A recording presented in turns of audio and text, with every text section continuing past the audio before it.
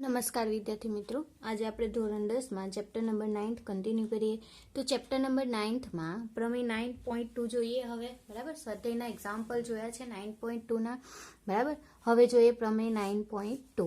તો 9.2 એવું કહે છે કે એક જ પાયા પર આવેલા અને બે સમાંતર રેખાઓની જોડની રેખાઓ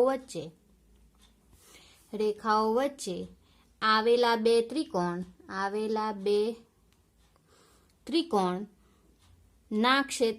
ત્રિકોણોના ક્ષેત્રફળ સમાન હોય છે. એક જ પાયા પર આવેલા અને બે સમાંતર રેખાઓની જોડની રેખાઓ વચ્ચે આવેલા હોય તે બે ત્રિકોણોના ક્ષેત્રફળ સમાન હોય છે એવું કહે છે. મેં પક્ષ લઈ લઉં કે મારી પાસે છે ત્રિકોણ ABC અને ત્રિકોણ PBC. એક જ પાયા BC પર અને સમાંતર રેખાઓની જોડ AP સમાંતર BC વચ્ચે આવેલા છે. બરાબર, તો આકૃતિ મેં દોરું આના આધારે બે ત્રિકોણ મેં ABC અને PBC લીધા છે. તમે કોઈ બી લઈ શકો, PQR અને APR લઈ શકો. બરાબર, BC એટલે કે પાયો સરખો રાખવાનો. બરાબર, અને આપણે સાબિત કરવાનું છે આના ક્ષેત્રફળ એટલે કે area of ABC is equal to area of PBC. બરાબર, આકૃતિ દોરું તો મારી પાસે છે આ એક રેખા, અહીં BC પાયો છે મારી પાસે, BC પાયો, અહીંથી આ ત્રિકોણ દોરું ABC, અહીં P બિંદુ દર્શાવું તો BPC એટલે કે આ ત્રિકોણ, અહીં D બિંદુ લઈ લઉં અને અહીં R બિંદુ લઈ લઉં. બરાબર, મારી પાસે આ ત્રિકોણ છે. બરાબર, હવે આપણે મેળવીએ ત્રિકોણના ક્ષેત્રફળ સરખા છે. બરાબર, એવું આપણે સાબિત કરીએ. તો સાબિતી જોઈએ. તો CD સમાંતર કઈ રેખા છે? તો B એ રેખા છે. આ A બિંદુ છે. CD સમાંતર B એ રેખા અને CR સમાંતર BP થાય તેવા બિંદુઓ D અને R રેખા AP પર લો. બરાબર, મેં પહેલા લઈ લીધા છે. D અને R એ AB એ CD ને સમાંતર થાય તેવી અને CR એ BP ને સમાંતર હોય તેવા બિંદુ D અને R રેખા AP પર આવેલ છે. બરાબર, ધેરફોર એક જ પાયા BC પર આવેલા અને સમાંતર રેખાઓ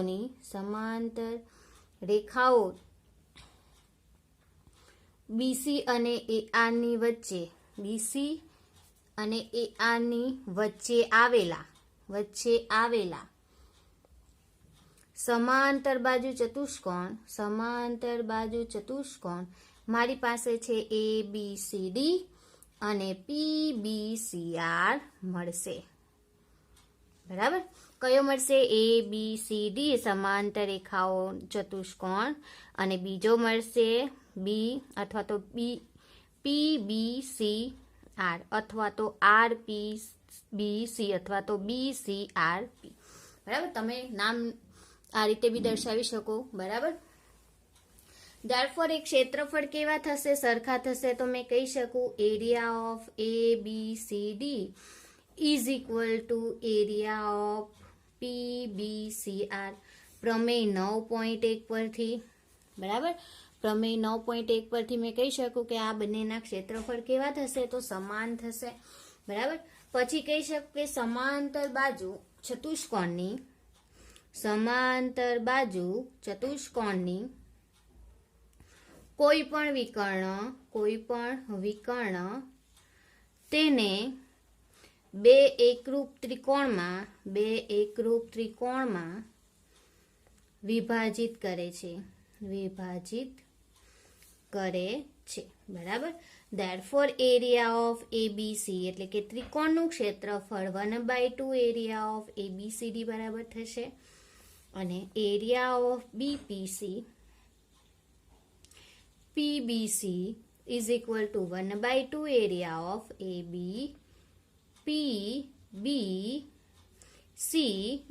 પીબીસીડી બંનેના ક્ષેત્રફળ સરખા થશે. પરંતુ આને નામ આપું પરિણામ નંબર 1 અને આને આપું પરિણામ નંબર 2 બરાબર. આ જે ક્ષેત્રફળ છે તે પીબીસી આરના સ્વરૂપમાં છે બરાબર. પીબીસી આરના સ્વરૂપમાં એટલે કે આ ચતુષ્કોણ અને બીજો આ ચતુષ્કોણ. પરંતુ પરિણામ 1 અને 2 પરથી બરાબર આ બંનેના ક્ષેત્રફળ જો સરખા થાય તો એનો અડધો ભાગ બી સરખો થશે બરાબર.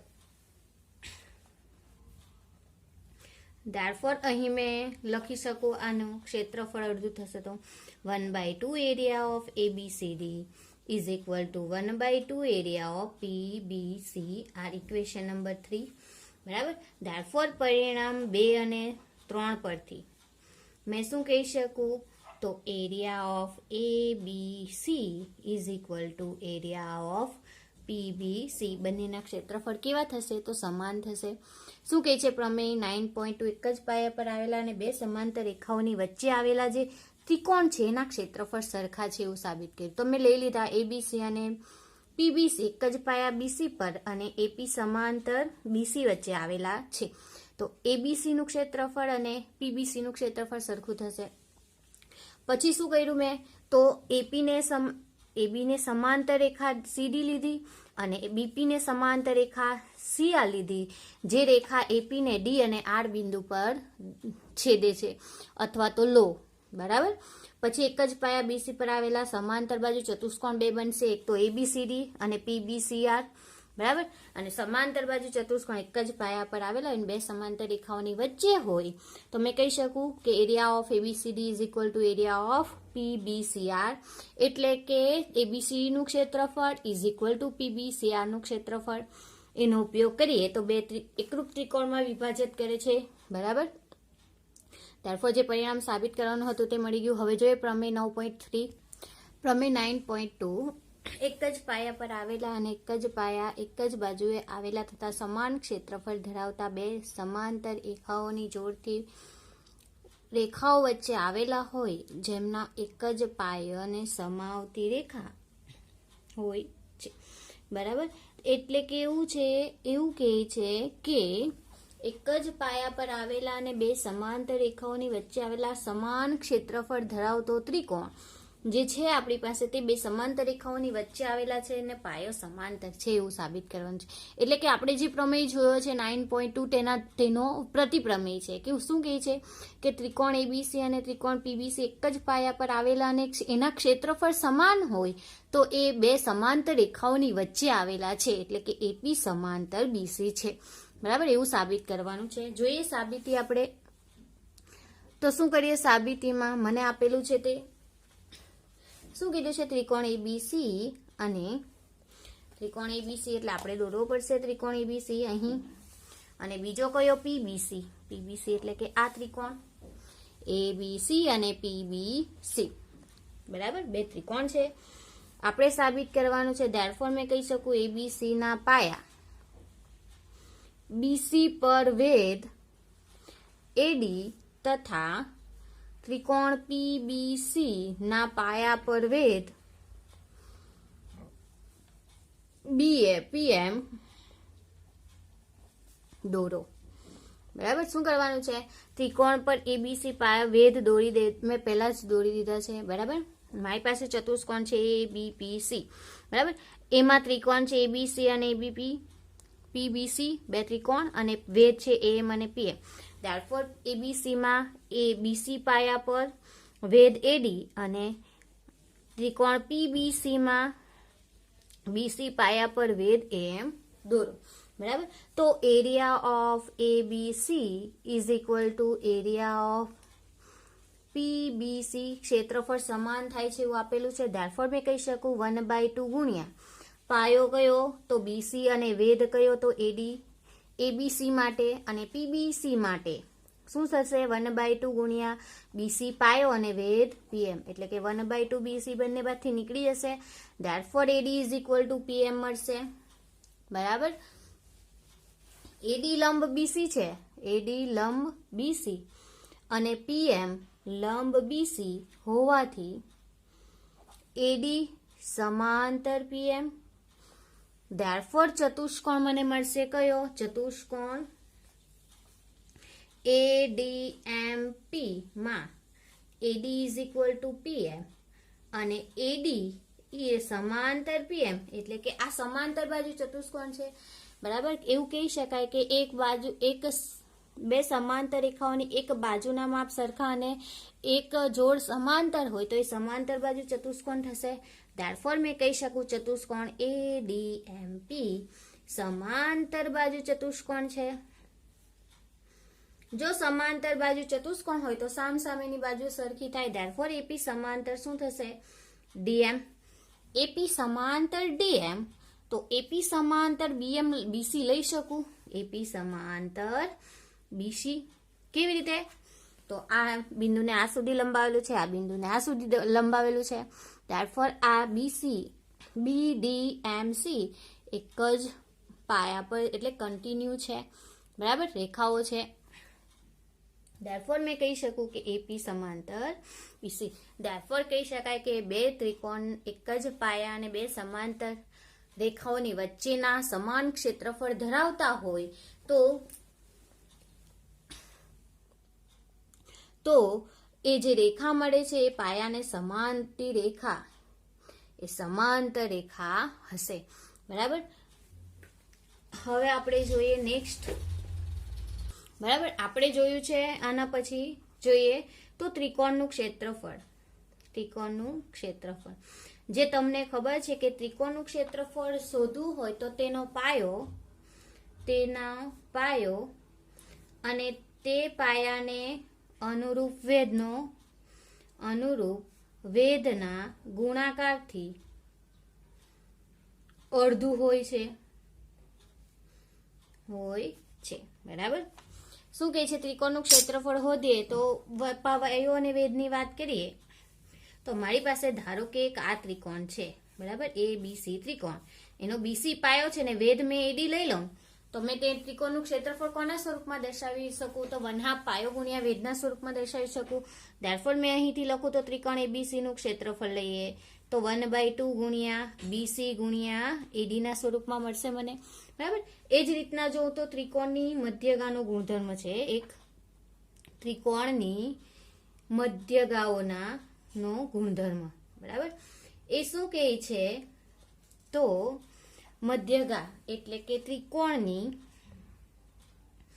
કોઈ પણ મધ્યગા તેનું બે સમાન ક્ષેત્રફળ વાળા ત્રિકોણમાં વિભાજન કરે છે. બરાબર. ગુણધર્મ શું કહે છે તો ત્રિકોણની મધ્યગા, ધારો કે આને વેધની જગ્યાએ મધ્યગા લઈ લઉં. આ રીતે મધ્યગા એટલે કે બે સરખા ભાગ કરશે. બરાબર. તો આ ત્રિકોણનું ક્ષેત્રફળ અને આ ત્રિકોણનું ક્ષેત્રફળ કેવું થશે તો બે સમાન ક્ષેત્રફળ વાળા ત્રિકોણમાં વિભાજન થશે. બરાબર. ખબર પડી વિદ્યાર્થી મિત્રો? જોઈએ નેક્સ્ટ એક્ઝામ્પલ જોઈએ તો ઉદાહરણ નંબર 3 જોઈએ. ઉદાહરણ 3 માં કીધું છે કે સાબિત કરો કે ત્રિકોણની મધ્યગા ત્રિકોણનું બે સમક્ષેત્ર ત્રિકોણમાં વિભાજન કરે છે. બરાબર. તો મેં લઈ લઉં ત્રિકોણ ABC. ત્રિકોણ ABC છે મારી પાસે. ત્રિકોણ ABC લો. બરાબર. તો ABC ત્રિકોણ લઈ લઉં અને મધ્યગા AD છે. બરાબર. ધેરફોર મેં અહીં મધ્યગા દોરું AD. બરાબર. AD મધ્યગા છે. મેં આ રીતે મધ્યગા દોરું અને એન લંબ બીસી દોરવાનું છે. ફર્સ્ટ શું કર્યું મેં? ત્રિકોણ એબીસી લઈ લીધો, એડી મધ્યગા લઈ લીધી અને વેધ દોર્યો છે એન લંબ બીસી. બરાબર, લંબ દોર્યો છે બીસી પર. બરાબર, therefore area of ABD is equal to 1/2 ગુણ્યા પાયો ગુણ્યા વેધ. બરાબર, એબીડી ત્રિકોણ છે એટલે કે પાયો બીડી થશે અને એન વેધ થશે. વેધ અને બીજી વસ્તુ ઇઝ ઇક્વલ ટુ 1/2 ગુણ્યા સીડી ગુણ્યા એન. કેમ? કારણ કે બીડી ઇઝ ઇક્વલ ટુ સીડી થશે, મધ્યગા છે એટલે કે આના બે સરખા ભાગ થશે. બરાબર, ધેરફોર સીએન લખી શકું ઇઝ ઇક્વલ ટુ 1/2 ગુણ્યા પાયો ગુણ્યા વેધ. બરાબર, ઇઝ ઇક્વલ ટુ કયું ક્ષેત્રફળ? તો એરિયા ઓફ એસી ડી. બરાબર, ધેરફોર આપણે કહી શકીએ કે બંનેના ક્ષેત્રફળ કેવા છે? તો સરખા છે. કયું? તો એ બી ડી અને એસી ડી. બરાબર, બંનેના ક્ષેત્રફળ સમાન મળ્યા છે. બરાબર, એ જ રીતના જોઈએ તો ઉદાહરણ નંબર 4. ઉદાહરણ નંબર 4 માં તમને આપ્યું છે ત્રિકોણ ચતુષ્કોણ એ બી સી ડી. એક ચતુષ્કોણ છે, બી સમાંતર એસી છે. રેખા સીડી ને લંબાવતા બી ને ઈ માં છેદે છે.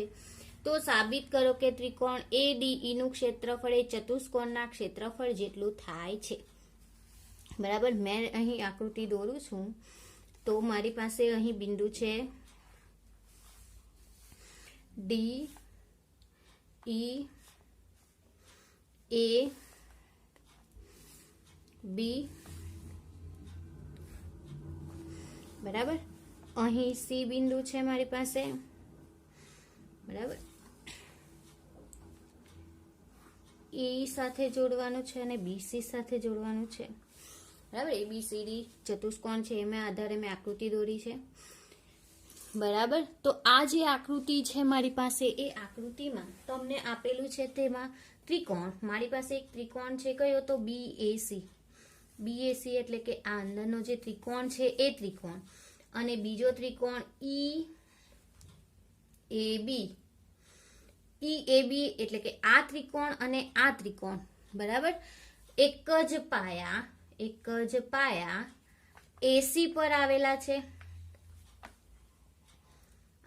છે અને સમાંતર રેખા એઈ સમાંતર બી, એસી સમાંતર બીઈ વચ્ચે છે. બરાબર, બે સમાંતર રેખાઓની વચ્ચેના હોય ક્ષેત્રફળ તો હમણાં જ જોયું સરખા થાય. ધેરફોર મેં લખી શકું તે area of B A C is equal to area of E A C. કોનો ઉપયોગ કરીએ? તો પ્રમેય 9.2 પ્રમાણે.